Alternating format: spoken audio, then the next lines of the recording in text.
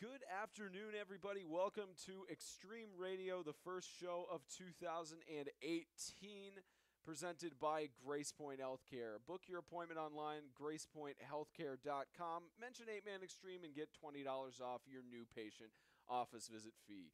GracePointe Healthcare, modern medicine the old-fashioned way. Spencer Thompson along with Trent Legate and Isaiah Austin. It's going to be a great show for this kickoff to 2018. Trent has the sunflower seeds on standby. We got our pizza on standby, and we are ready to go.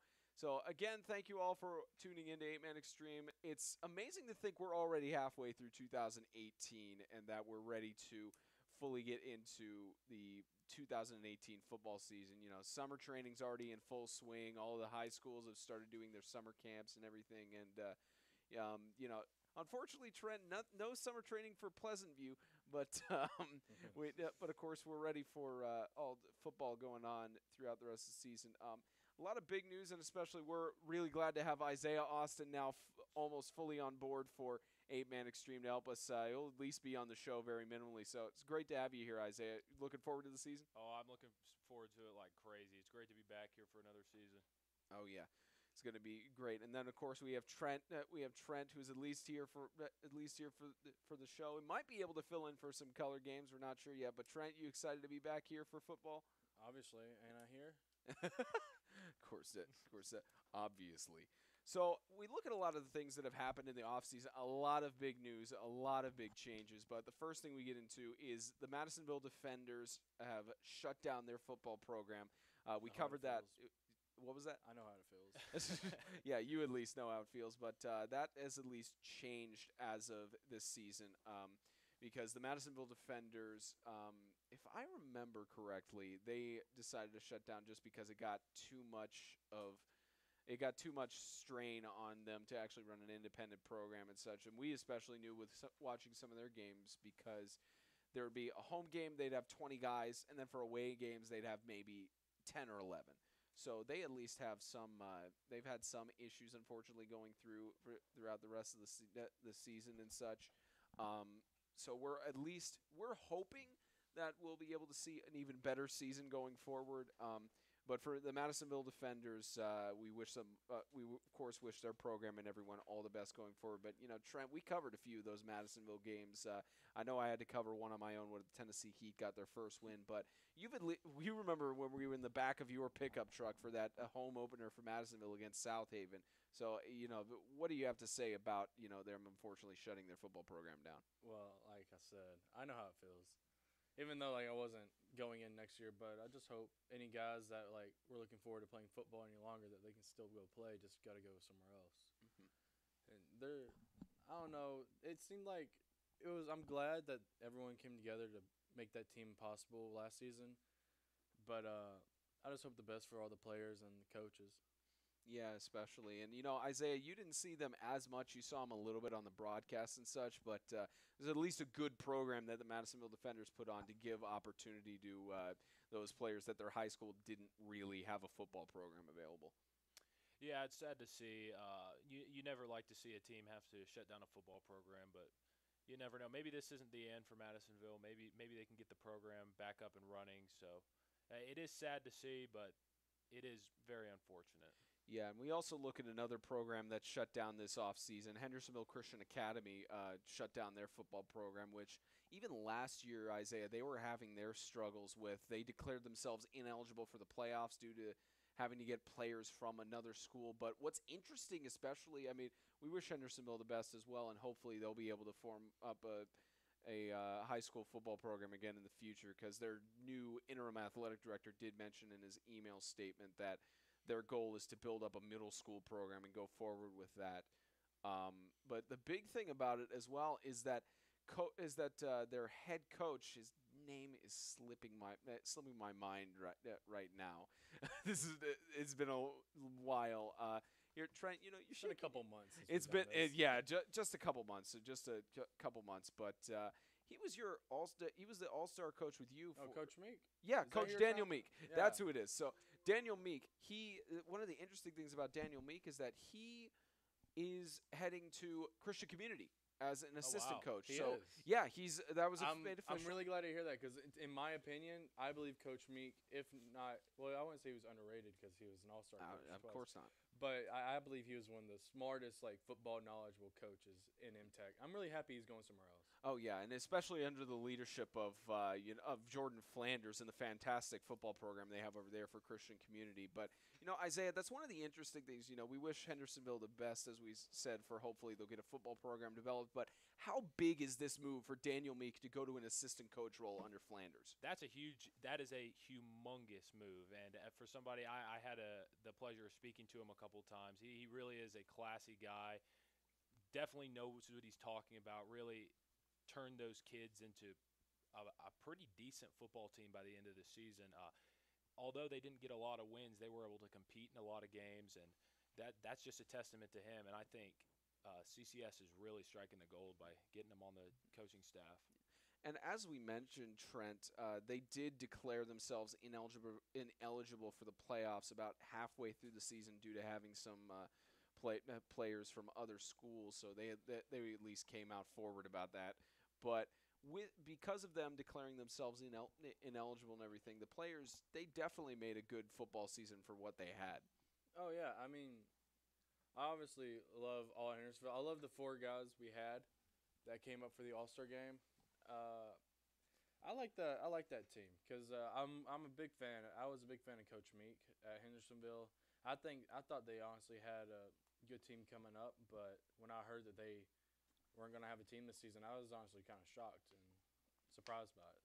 Yeah, it was very shocking to get that the email sent over to us when we did. But we're really looking forward to that middle school program being built up for Hendersonville, and hopefully they'll be able to field another varsity team going forward. But as of now, Hendersonville has dropped out of the conference, which leads us into our next topic with two teams leaving 8-man football, one of them leaving MTAC. We have 2 teams coming into MTAC, which leads into another topic later on with our interview with re-elected MTAC President Tim Pettit.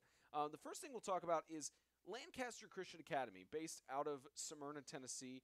They are, for the first time in their school history, they are moving from 11-man football down to 8-man football. Now, we heard about this and we tweeted about it when we were at the scheduling meeting back in February. And the athletic director for Lancaster Christian was there. They had mentioned they had never done 8-man football before, and they decided to move down from that. And Lancaster, they were a great 11-man football program in the years that they fielded 11 men. They were doing a fantastic job with that, but they just decided to move down to they decided just to move down to that because of whether the issue was sporting differences or whether it was some other things. But they are officially now they are now an 8-man football team. And I mean, one of the cool things about it too is when we were at the scheduling meeting, one of our goals was to tell everybody else, hey, we would really prefer if we can get more Thursday night games. And Lancaster went, hey, do you guys want to do a Thursday game? Sure. Yeah, first home game, we'll do a Thursday game. So we're covering that's one guaranteed broadcast we can tell you guys. We won't leak anything else about our broadcast schedule yet because we still have to decide on those, but guaranteed we will be at that first Thursday night game, the first home game of 8-man football for Lancaster Christian Academy. They're hosting the Tennessee Heat. So we'll be live for that one. That's the only game that will leak out for now. The rest of them will be leaked out later on in the following weeks. But, Trent, you look at how Lancaster moves down to an 8-man football program. We have an idea of what they're capable of because we've seen some of their 11-man action. But with 8-man football, it's going to change their landscape a huge amount. Yeah, well, I wanted to speak up on that. Like, I'm sure all the players that were, like, playing for 3 years 11-man football and they're going down to 8-man, they're going to be like, oh, this is going to be a whole lot easier just because they've been playing 11-man. And I'm just glad to hear that the program isn't, like, disheartened that they have to move down to 8-man football. Just hearing that, they're excited to be broadcasted. And I'm glad to hear that they're not just like, oh, great, now we got to play 8-man football. Yeah, especially the freshmen who have been in 11-man to go down to 8-man is going to be interesting. But, Isaiah, I think you may have been part of FCS when they went up to 11-man football and then went back down to 8-man. I'm not sure if that was when you were in middle school with them, or if that was, before you actually came to FCS. But I'm sure you can give a little bit of insight of how the transition from 11-man to 8-man or vice versa, it's not as easy as some people may think. Yeah, and that was a little bit before I arrived there, but I was aware of the transition that was happening. And of course, there are roadblocks that come to it with any kind of transition that drastic. But I'm sure in the end everything will work out for that team. And if I'm not mistaken, South Haven was 11-man. Yeah, they were T-double. Actually, Excuse me, statistician correcting us on that. They've never been an 11-man football. Lighthouse? No, I just got mixed up. Yeah, I think Lighthouse was possibly potentially 11-man at one point. Statistician. They tried 11-man. That's right. They had 3 11-man games scheduled last season, but they had to cancel it due to not having enough people to field. So Lighthouse tried that. But at least for Lancaster, they're moving down to 8-man, and they are positioned in the MTAC South Division. So that's going to be a huge yeah, I'm pretty sure Lancaster.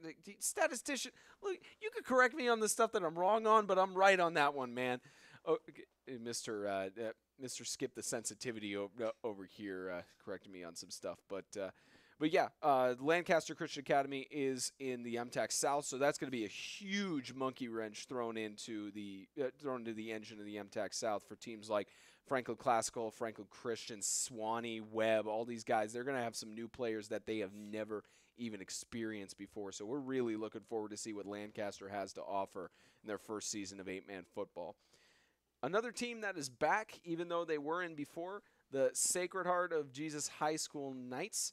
They are back. The conference approved of them being brought back in.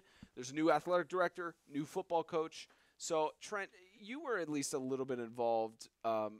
You weren't directly involved, but you were a football player with. I've played him a couple times. Yeah, you played him a few times. I got times. spanked a couple times. You played him, but I know we've had personal conversations about this, that there wasn't as huge of a reaction on Pleasant View's side when the whole championship fiasco went down. But seeing that they have a new athletic director, new coach and such, and they're coming back into the league, you think it's going to be a completely different message going forward? Yeah, well, I just hope that they go away from their old ways. Because honestly, whenever I heard it all going down, I just thought, wow, I can't believe that actually happened. And then you had the whole thing where you had the split championship and you didn't have a true champion of that year. And I think that's a little off. If it was me, it would make me feel like my whole senior season came down to someone cheating and then no one gets their way. It's like if we can't have it, no one can, is the way I just felt on that situation. Right. Actually, getting corrected by our statistician here, it's still the same athletic director who's at Sacred Heart, but it's a different football coach, and that is a contributing factor to why they joined back to the MTAC conference. But Isaiah, you especially looking at how Sacred Heart is a new coach. They're moving back into 8-man football. As far as I know, most of the players who were part of that 2016 season, as far as I know, for the most part, they are gone. But there are still some freshmen and sophomores who were during that season that are come back, and they're ready to give it their all in their chance again at 8-man football. Yeah, and the 2016 class was ginormous for South Haven and Sacred Heart. Excuse me, Sacred Heart. Yeah. This coming up year, I think they're going to have a great opportunity in the MTAC to show that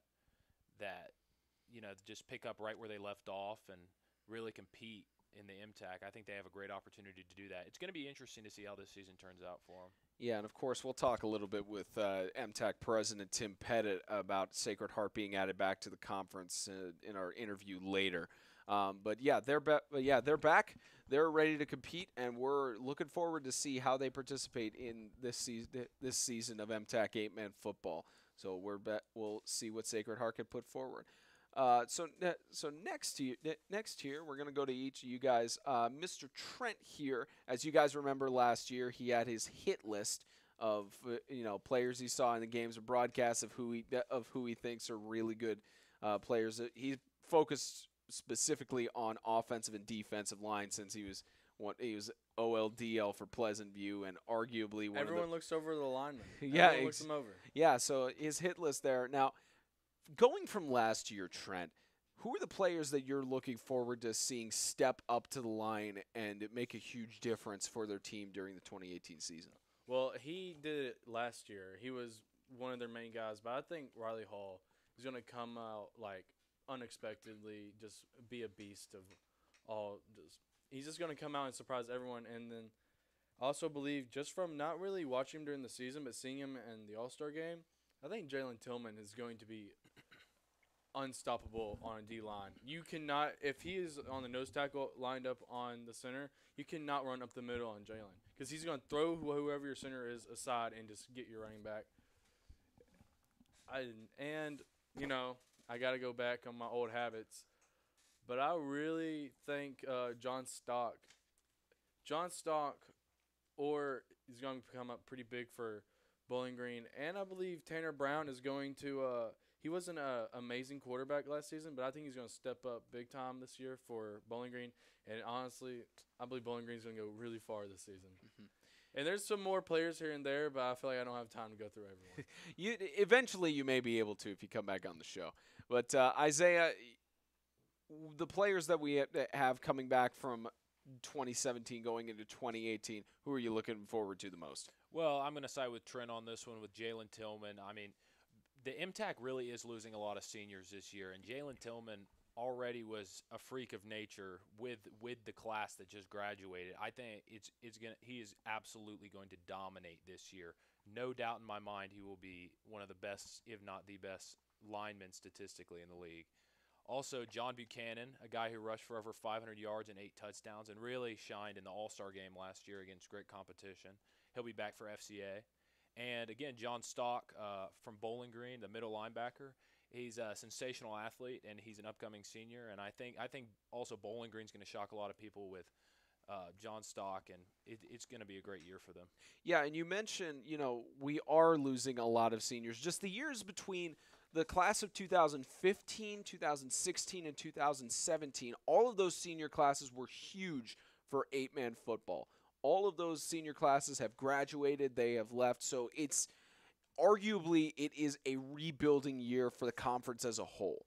I know that Trent could especially say, for Bowling Green, they lost maybe a few seniors, but there are some other 2 seniors lost from Bowling Green, but arguably it is a rebuilding year for the conference. So aside from Lancaster and Sacred Heart, our statistician telling us that 8 guys are returning from that 2016 roster for the 2018 8-man season for Sacred Heart. But Trent, it's a rebuilding year for a lot of schools.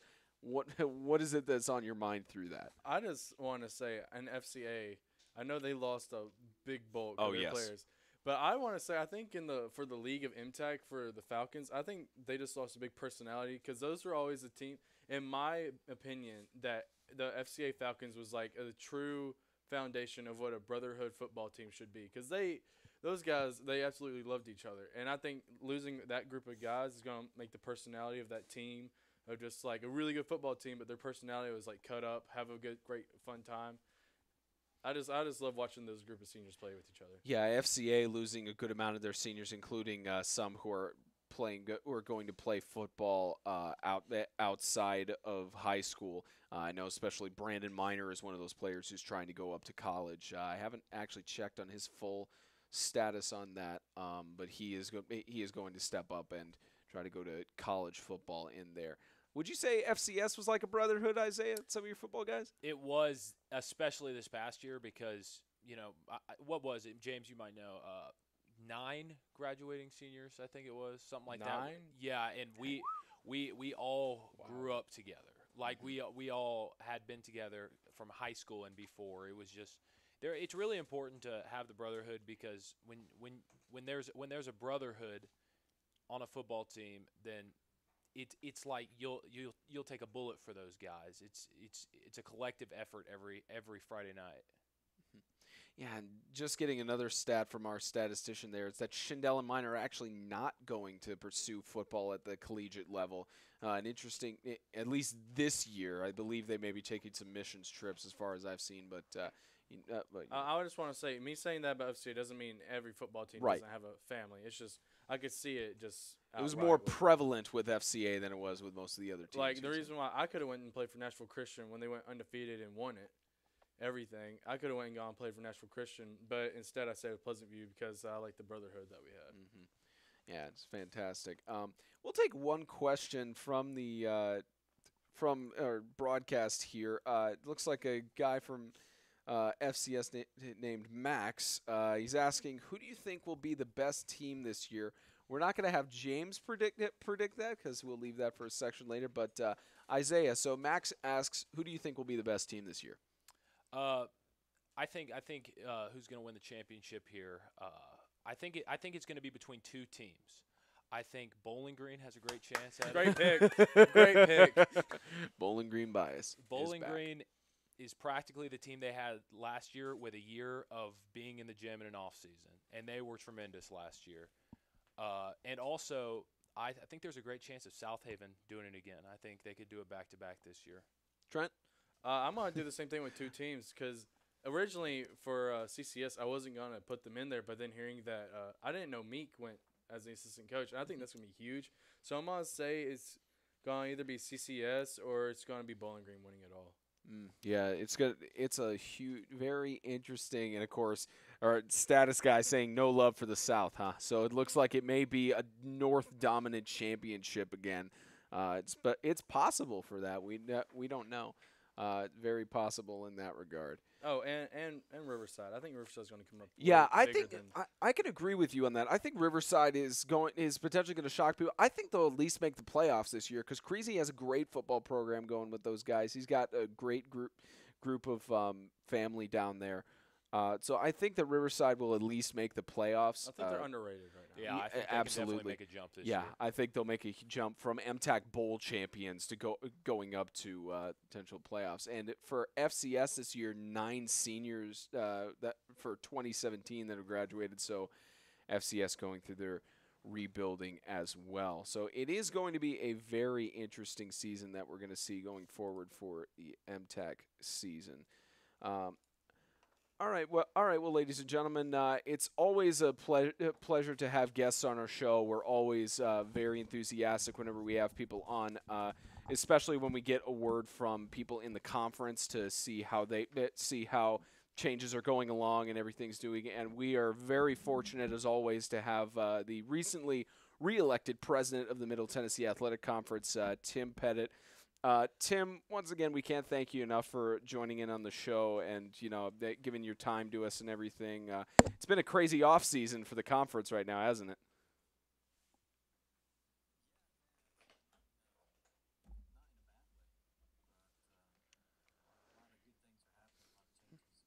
Yeah, absolutely.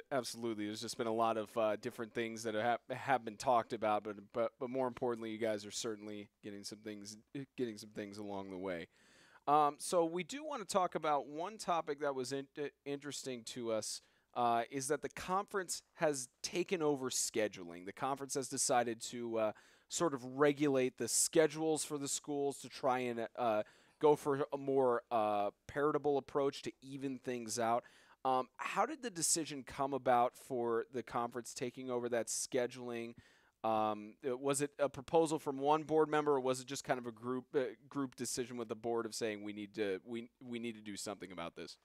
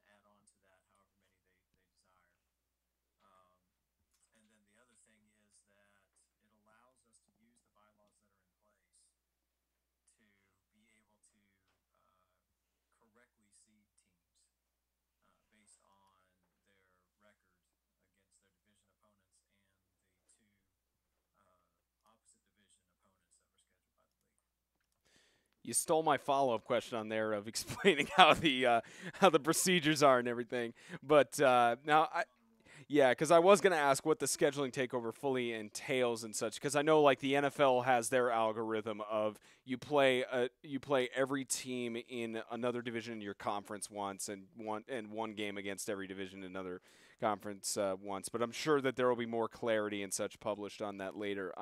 But I will ask about the scheduling. So once the conference sets the schedule, do schools prior to that schedule being released, either prior or after, do they get to put in requests of, oh, we want a home game on this day, or we can't do a home game because of our our venue isn't available? Do they have that eligibility to request scheduling changes?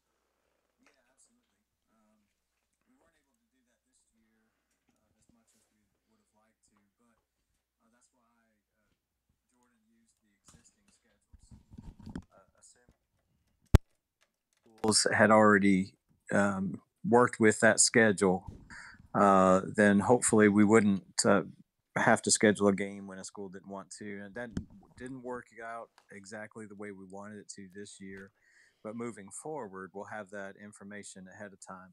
So as we work on the schedules, then we can take those things into consideration and hopefully avoid uh, scheduling games when schools would rather not be playing a game or home or away or whatever that is. So uh, you can't guarantee all of that's always going to work because they're you know how it is. You're working with a whole lot of schools and everybody's going to have their requests, but it's our goal to do the very best that we can to try to accommodate that. Yeah, absolutely. That was kind of our first thoughts a little bit was, with the schools having different venues and different, every school having different situations, every program having different venue scenarios and such. That was our first thought of, well, how does this work around that? But at least the schools were able to say, well, we can't do anything around that. So we'll be looking forward to how the conference publishes all of that going forward. Yeah. The next thing we do want to ask about is Sacred Heart. They're back in the conference. Obviously, you guys have approved of them being back in the conference. So, what, if you can, as much as you can, give me a rundown of uh, what talks were had when Sacred Heart like reapplied to join the conference. What discussion was had with the MTAC board and such. Like, what was kind of the mentality of allowing Sacred Heart to join back under the circumstances of 2016? Um, well, first, let me say I'm really glad to have him back. I think all of us are. I was happy to James. hear the or to see the contact when it came through that they were interested in reapplying for the conference. Um, but because of what had happened, we the only real concerns was just to make sure that there was a really clear understanding of what the bylaws were and to make sure that everybody understood what had happened, where the problem was, and try to make sure by having that comprehension, the assumption is that it wouldn't happen again. And to their credit, they have been wonderful to work with, and both John and Anne have been terrific and are committed to being good members of the conference and contributing members for years to come. So it really wasn't uh, what some people might think it was, but there were some conversations that took place. But it wasn't tense. It was just, hey, let's make sure we all have an understanding of what happened and how do we avoid that moving forward. But and I don't anticipate that happening again. Uh, so that's about all I really want to say on it. But I think it's going to be good. I think it's going to be a good thing for us. Yeah,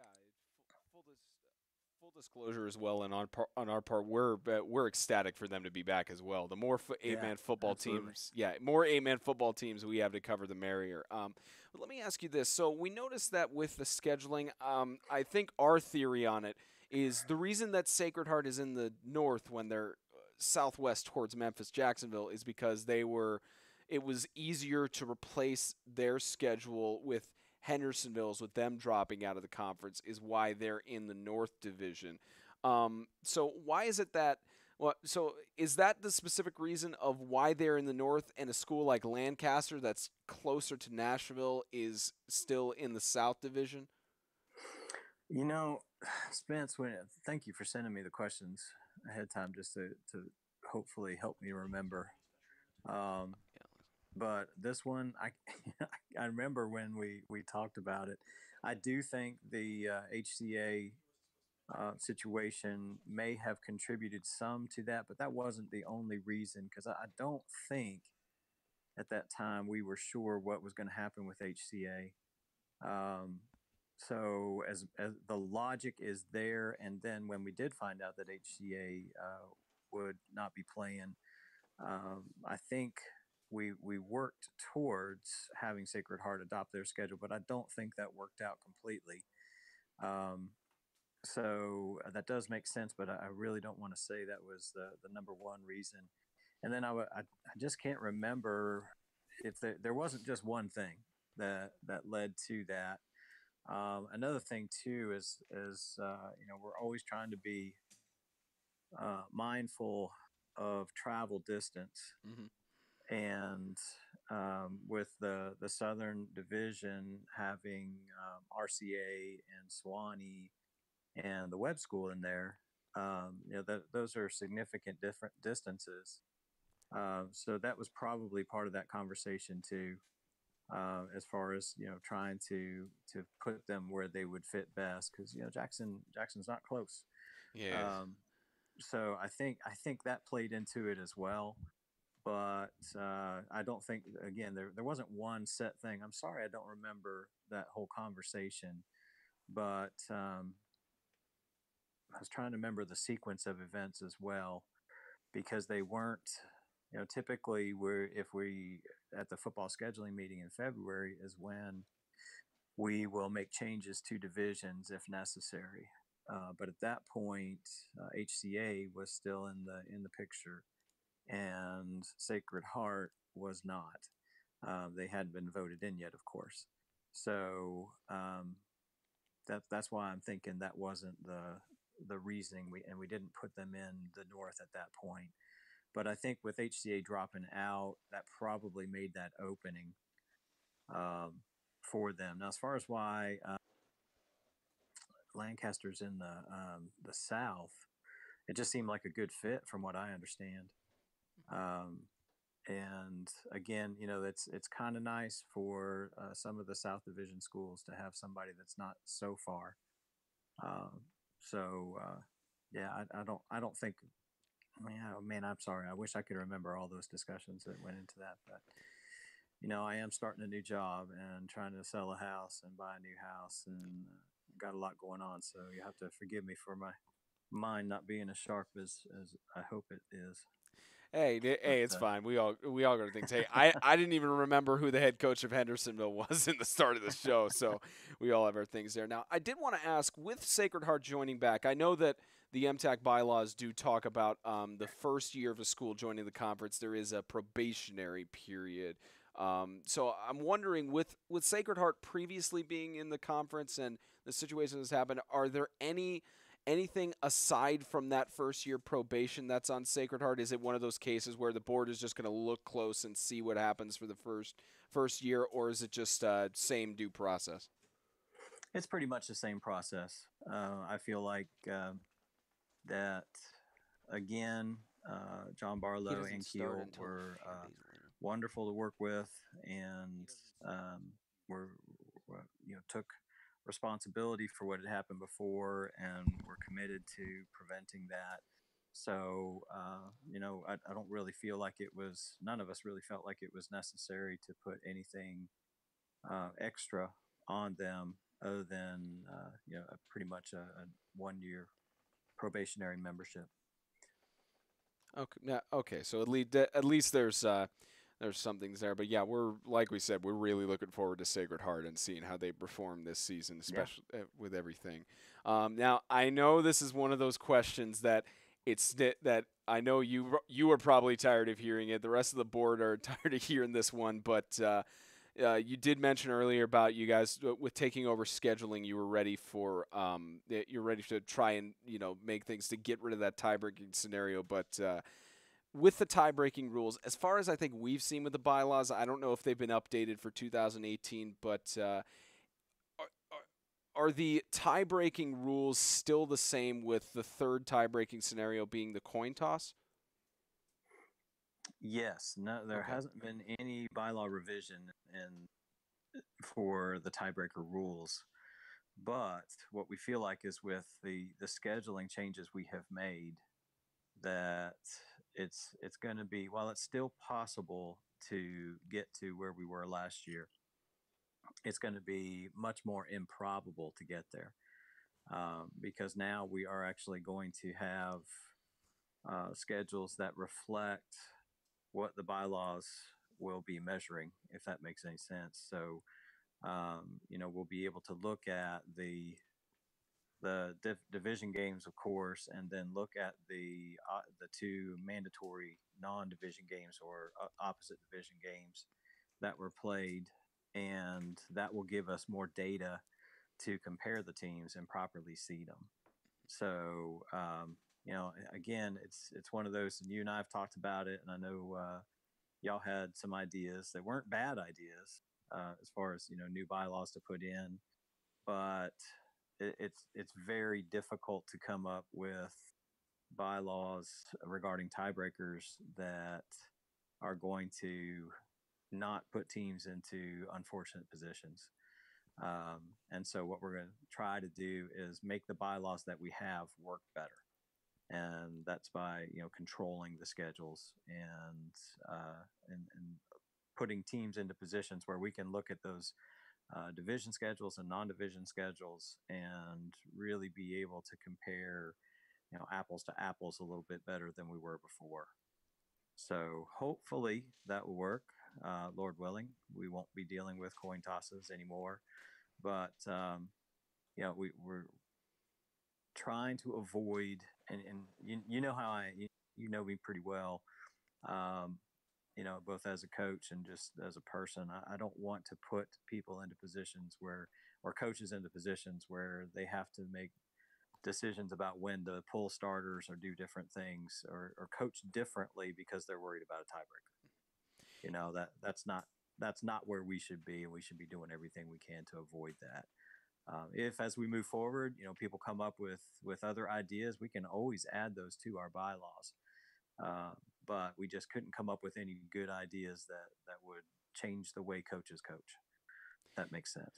Yeah, it does, and you and I have personally have gone back and forth about well, college doesn't necessarily affect their coaching strategies, but with some coaches they do, with how the college football playoff committee looks at how many stats you racked up on somebody, how many rushing yards, and all these Yeah. things, because you and I have personally talked back and forth about why not do points and do a cap on that, or do some stuff. But you're right, it is a very intriguing situation that that's one of those things that you can't just make a decision with one person. It has to be in unison with the board and with coaches, with players, on what they would all potentially feel is most fair to try and get that tie-breaking scenario done. So hopefully you guys taking over the schedule as a conference will really help with that, so that there's not as much of an issue with tie-breaking in the future. And like you said, we're hoping there's no coin toss this season either, and there probably Oh, won't be, because it was a very unique situation with 2017.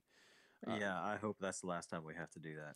Absolutely. So we do want to ask about the MTAC website. So what we heard from last year is that your representative from Scorebird approached you guys to do a website overhaul, and they did mention that they were going to give little scoreboard boxes that are supposedly to plug into the scoreboards and autonomously update those scores on your website, so that feasibly athletic directors wouldn't need to report scores as much. Everything's all there, and you could easily just look at everything and say, okay, here's the playoffs. We don't have to look at all these scores. We don't have to do all this stuff. As MTAC president, since you've been reelected, is there any word from Scoreboard on those autonomous updates, and what are we looking at for potentially more instant updates going forward, so that everyone's kind of kept in the loop for scores in the conference? Well, and I wish I had a good answer for this one. Um, yeah, I don't know what's going to happen with Scoreboard, if we're going to stick with them or we're going to make another change. Because it's one thing, even if up to date scores are reported to the conference, then getting them posted on the website is a whole nother process, which that's what those little boxes were supposed to bypass, and allow teams to do it in real time, not just scores, but also outcomes. Now, the standings would still need to be adjusted by the conference, but if um, Jenna is not spending so much time collecting outcomes, then having to adjust the standings, then it's going to be a lot more efficient. So I can't really address the scoreboard part right now, even though I'd love to, and I'm tempted to say something that I'm not going to. But just put it this way: I'm not real happy with the way things worked out. I don't think any of us are. But one of the things we're working towards, especially for sports like volleyball and basketball, where there's so many games, because you've got middle school and varsity, and then of course basketball, you have middle school and varsity, but you also have boys and girls, and that's just so much data coming in. We're working towards doing it a lot more efficiently. So I think what we're going to be working on this fall, and volleyball will probably be our test on it, is going to be creating, and we did a little bit with soccer. Um, no, I don't. Maybe that wasn't right. We were working on it during the spring sports, but I can't remember if we used it for soccer or not. But anyway, basically creating spreadsheet that ads will have access to, and that will have their schedule on it, and then they can, as soon as the game is over, just using their phone or a computer, they can enter the outcome directly onto the spreadsheet, and it won't be real time. You'll still have to rely on ads to do that, but we'll have a deadline each week, and at the end of that week, all the scores should be reported. So that's different from, hey, just text her the scores or email her the scores or call her and tell her, where you have one person who, that funnel, and you get that log jam of information. So instead, now we're putting it on the ads to report those scores, so that at least all those who have access to that spreadsheet, the other ads, will be able to see the outcomes as soon as they're posted. And then without having to do all that work as far as posting outcomes, it gives Jenna more time to work on the standings. So we're just trying to streamline things a little better, make them a little more efficient. This isn't going to be a perfect system, because you're going to be relying on people to get things posted on time, but uh, you know, not many ads want to be the guy or the girl that hasn't posted their stuff yet. So I think most people are going to, because there's going to be access to all those things, everybody's going to be able to see them. I think that will help to motivate people to get them posted in a timely manner. Um, and if we're just using sheets, I can do that with my iPhone. As soon as the game's over, just open it up and plug in the score, and then it's there, and everybody can see it. Um, so that's one of the ideas that we've had, and hopefully, once we get the website piece taken care of, then we can either just export, or even if we have to do it manually, that's going to be a lot better, because we'll have accurate information in a more timely manner. Yeah, we're hoping as well that because the big thing for the league going forward is, at least in our opinion, one of the big things is making sure that people know what the scores are, because that's a big Yeah, part of what we do. Is at the end of the night, we always, at least James is texting all the athletic directors and getting the scores from them, so we can tweet them all out and they're in one centralized place. So that's at least a big thing going forward, and hopefully that spreadsheet or whatever else. Score updates, however you guys handle that in the future, I'm sure it will. Sure, it'll be for the better. yeah, Um, we hope so. so I've asked this question to you several times off broadcast, and we're about a month out from where the seasons are officially starting. Schools are going back into swing.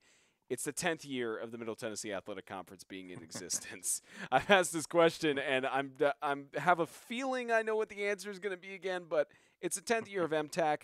What special plans do you guys have to celebrate that? Any logo rebranding, anything like that? What's the plan for the 10th anniversary of MTAC's founding? Man, I've got nothing new to report on that. I'm telling you, man. Listen. I just that's just not my thing. To do. We went on vacation a couple weeks ago. I don't think I took, but maybe 5 to 8 pictures the whole time. I just don't think about stuff like that.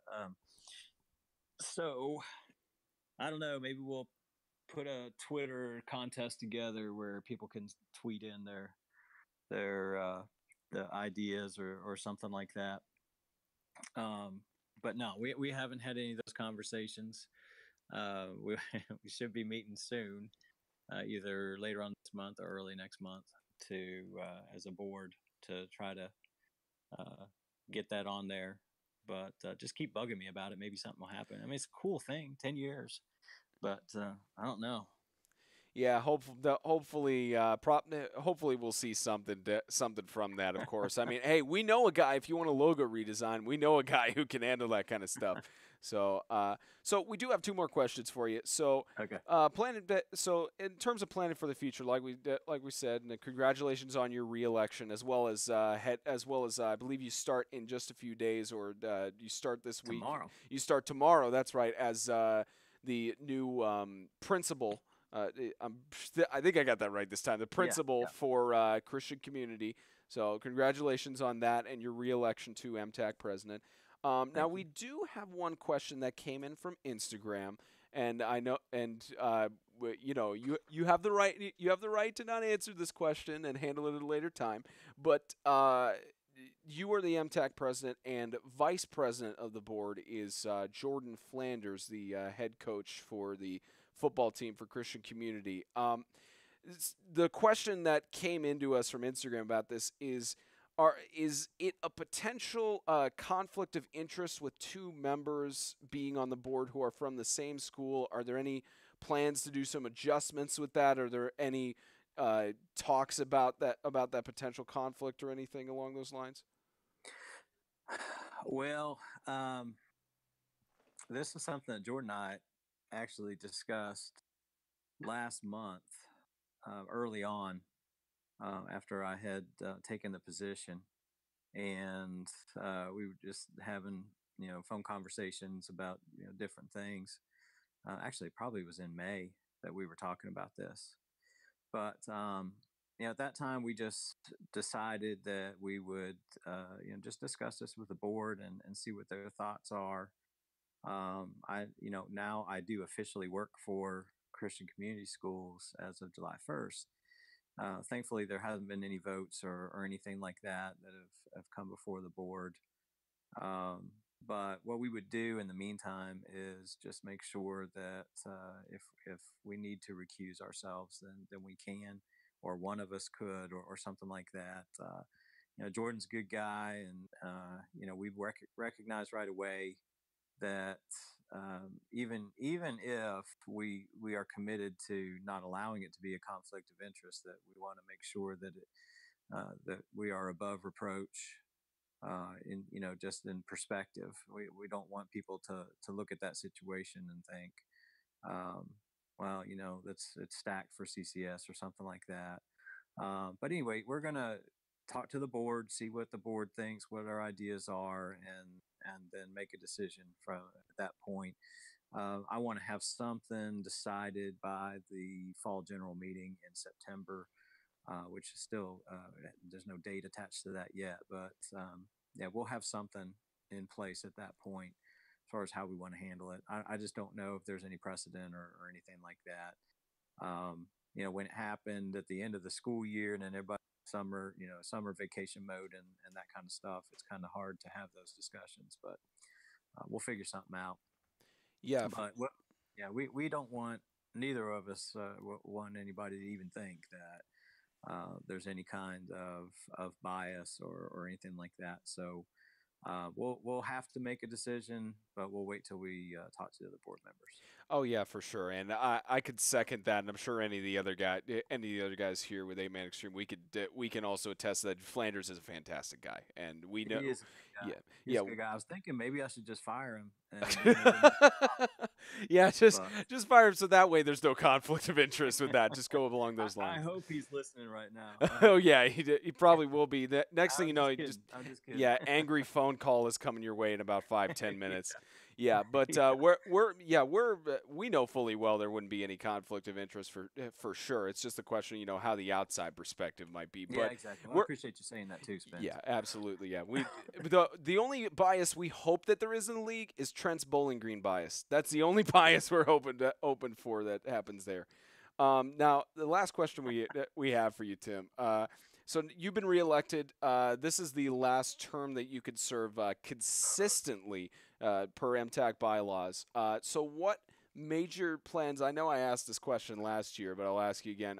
What major plans do you have as president with your reelection? What plans do you have going forward to better the conference? Just altogether, what are your plans for the Middle Tennessee Athletic Conference? Well, thanks to you, I'm now planning a 10-year birthday party for the conference. Of course, But, yeah. um, you know, we've got a great conference. It's never going to be perfect, but we just need to be committed to making it the best that it can be. And I know that sounds cliche, but we've been doing things a certain way, and at some point you just got to be constantly in that mode of self evaluation. Are we doing things the best way that we could? I think that we put the conference administrator into a tough position because the systems that we have are not efficient. The score reporting system is a great example of that. And so what I want to work towards is just streamlining things, making things more efficient.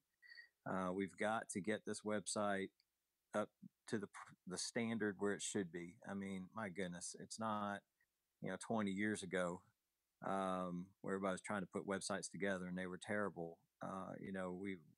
We need to have a lot better than what we have now, and that's going to solve a lot of problems in terms of communication, but only if the systems that support that website are in place that will allow it to be the tool that it should be. So that's really what I like to do. I like to evaluate systems and try to improve them. And so that's my goal with that. Personally too, I want us to build community within the conference. I think there's a lot of that.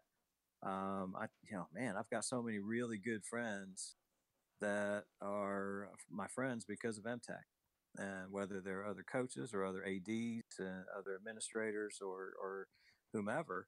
um, it's something that we need to take advantage of because it's a special thing.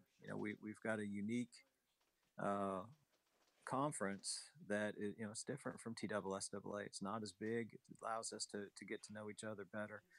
And so I want to try to just continue to encourage everybody to come out and get involved and stay connected. Appreciate what y'all do to help with that. Another thing I want to say too is before I finish, really, really excited about the direction of cross country. Brad Lance did some great work over the years. Now we have Jay Tippins in place that is taking it and running with it. Pardon the pun. Um, and so I'm excited about the MTAC series at the Hermitage that we're going to have this year, and the adjustments we've made there to make it easier and more accurate when we're determining the conference awards for our cross country runners. And so I'm really, really excited about that. I think that's going to be a big deal. So didn't want to talk to you without saying something about that. Yeah.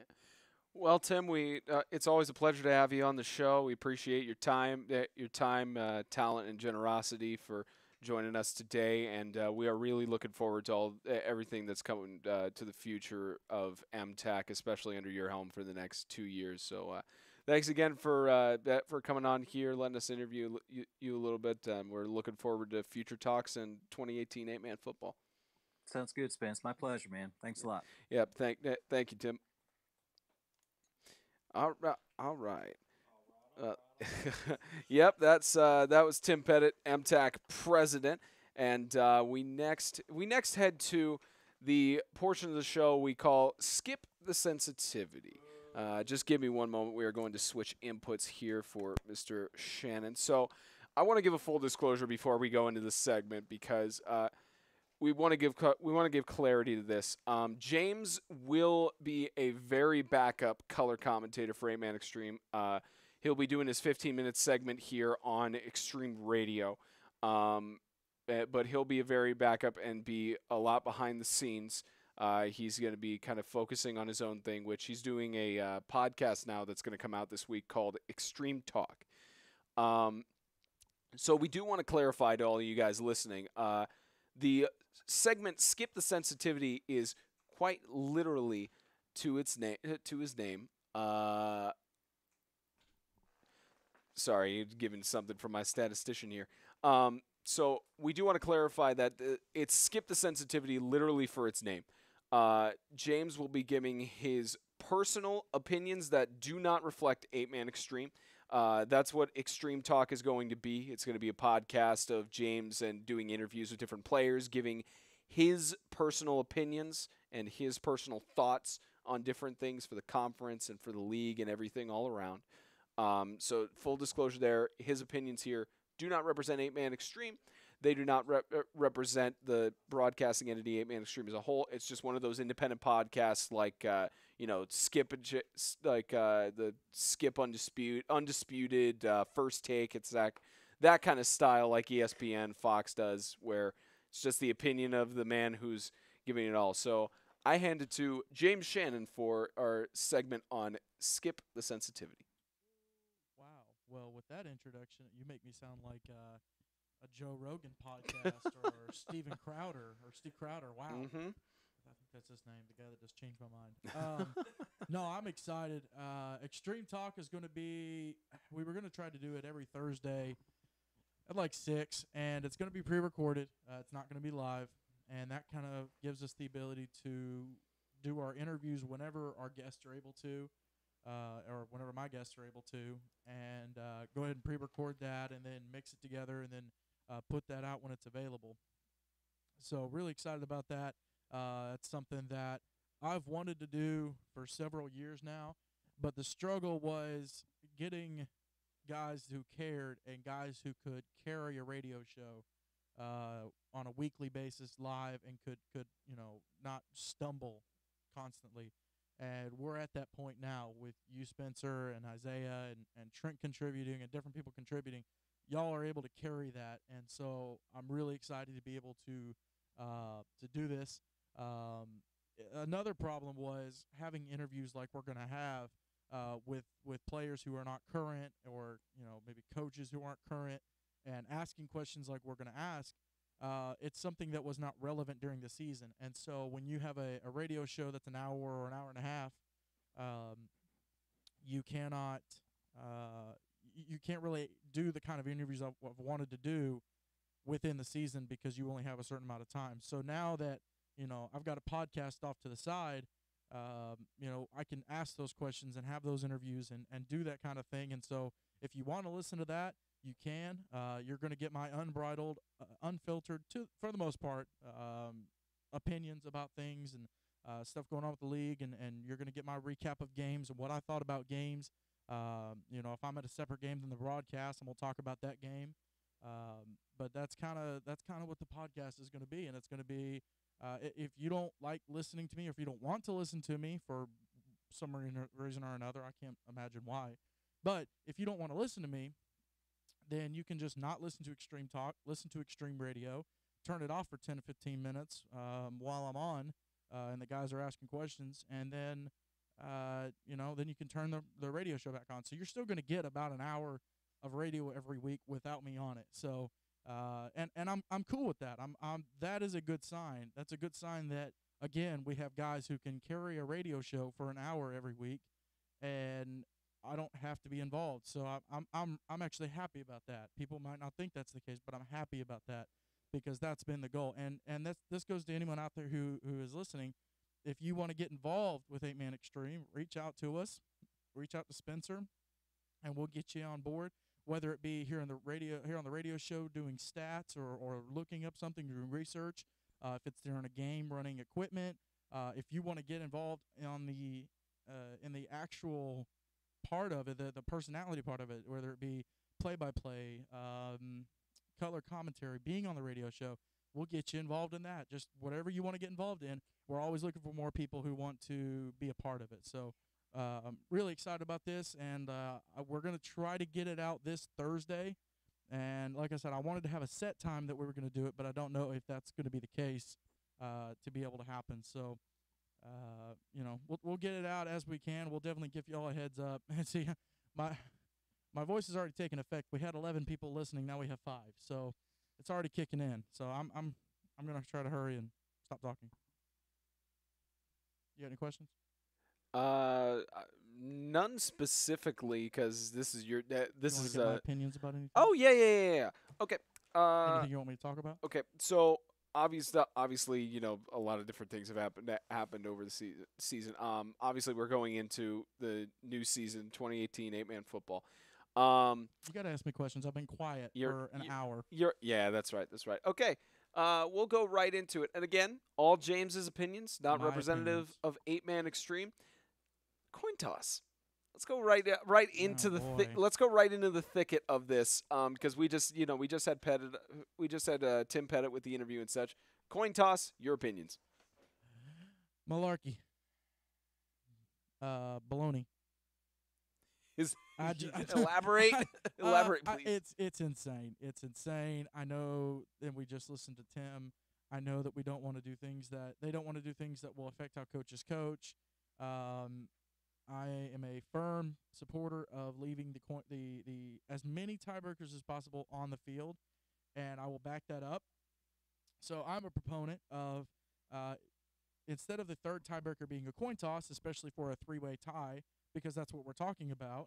2-way tie, a tie between two teams can be settled, with how they played in the conference or who beat each other. But in a 3-way tie like we had this last year, everybody beat everybody. They had the same conference record, whatever. So here's your tiebreaker. Points allowed. And I say that because if you've got a 3-way tie between three teams that are tied for first off, there's not going to be a mercy rule. Teams are not going to be running up the score, and I'll prove it. Webb FCA this year, 3-point difference. St. Andrew Swanee FCA won. Webb beat FCA, 3-point difference. FCA beat Swanee, 17-point difference. Swanee beat Webb, 13-point difference. So, yeah, 1 score, 3 scores, and 2 scores. There's no mercy rule. There's not going to be any running up the score because, again, if you have 3 teams tied for first, there's not going to be a whole lot of running up the score because you're all tied for first place because you're all pretty good. So that's my thoughts on the coin toss, and I'll elaborate on it a little bit more on the first episode of Extreme Talk. I don't want to give away too much because I still want you to listen to the show. All right. Well, how do you feel about the conference taking over scheduling? Then them deciding to do they're the ones who set the schedules, and then schools could potentially adjust that as conflicts arise. Wow, it's really kicking in. We've got 1 person watching. 3. Okay, never mind. So, as long as the conference is going to allow teams to have their individuality, and they're going to let teams submit, hey, we need to have this time off, or we need to have, games played at this play. The Heat, for instance, playing at Mount Juliet Christian. There's some weeks they can only play on Thursdays or Saturdays. So as long as they're taking that into consideration and not just paying attention to 1 or 2 teams, Not accusing them of that, but it's a potential that people could accuse them of, is that they only care about certain teams. And so as long as they're taking away that possibility, I'm cool. I struggle though with the fact that, you know, I'll talk about this on the podcast. They want to do, in my opinion, they want to do some of the big boy things, like take over the scheduling and try to make it fair and try to make it work. But they don't want to do other big boy things. And I say big boy, the whole goal of the MTAC is at some point to be on the level of TSSAA. That has to be your goal. You have to want to do that.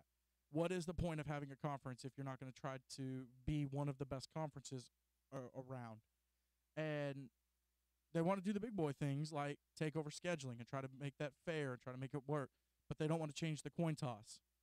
Another issue I have, and it's been an issue for a few years now, and now that you have 12 teams in the conference, I think it should be more of an issue. They don't want to have a 16 playoff.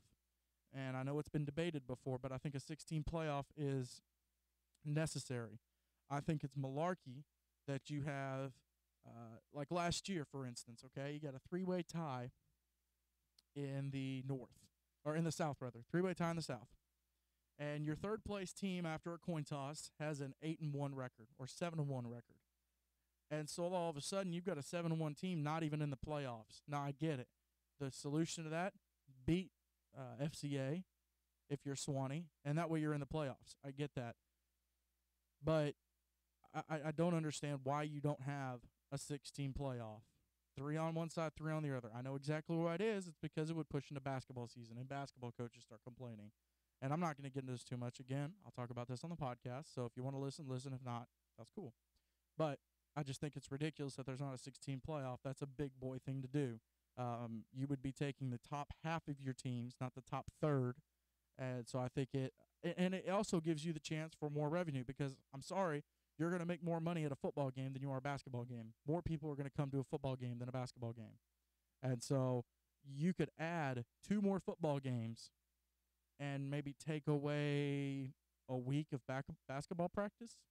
I don't know. Seems like a no-brainer to me. But that's my opinion on that. Last question I'll ask you about Sacred Heart rejoining the conference. You think it's a good direction going forward with the new guys on there? You think that you think it's smart to let them back in when supposedly when there have been accusations of Sacred Heart doing these kind of practices for years, and it was just that they were caught this year? How do you feel about that? I like the move. I don't agree with the MTAC board on a whole lot of things.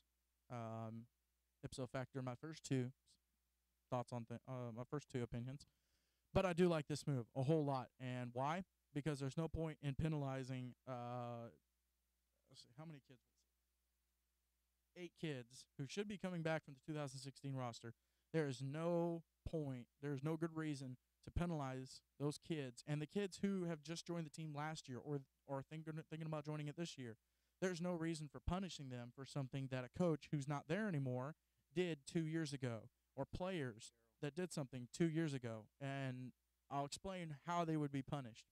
So the conference doesn't let them join, so they have to be independent, or they have to try to play 11-man like they did last year, and they lose every game. Or they go 8-man. So now you're independent. Now you have to try to find games.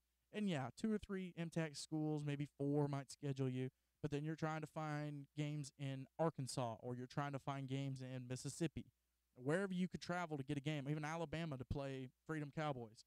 So you're traveling to 4 different states to try to find games, and all of a sudden you've got a team drop out here, a team drop out there. So now you're losing a game. So those players are losing the chance to play. Those seniors are losing the chance to play football because another school dropped out, who is either an independent or they weren't for sure because there was no accountability by a conference.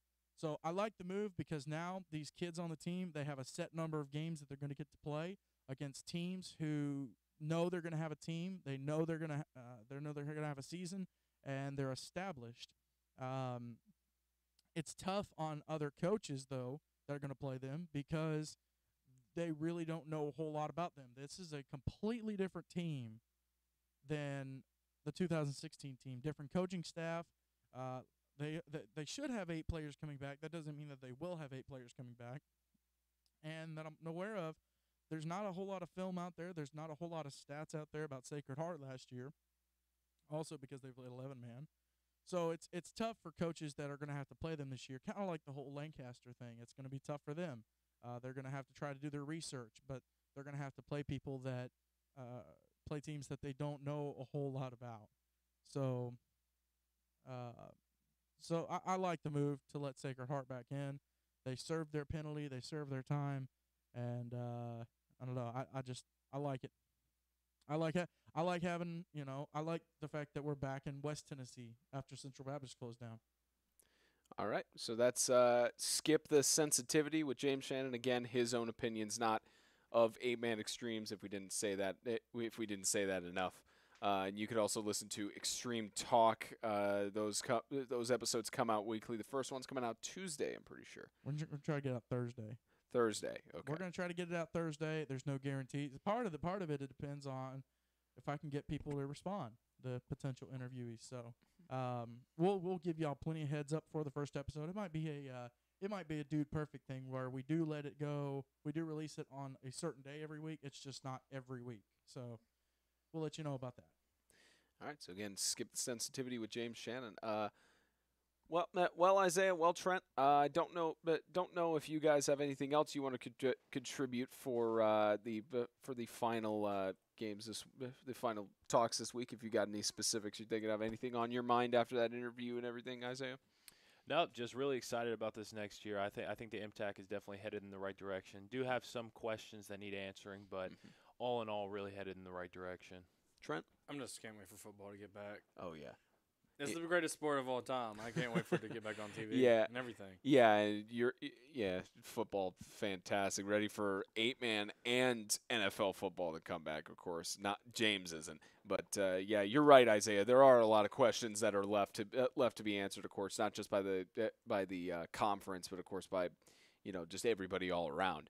And we'll definitely be getting those answers throughout the next few weeks and such. So we'll see how it all goes.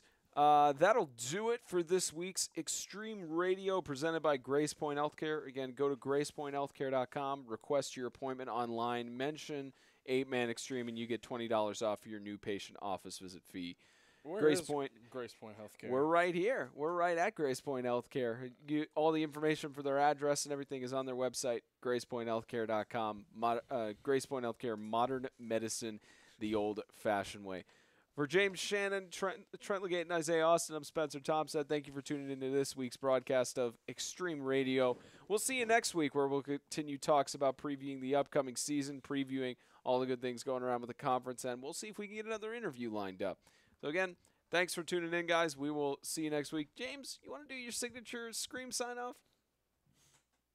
I don't remember. What was it? See ya? Yeah. Yeah. Yeah, it was. See ya! Yep, there he goes. See you guys.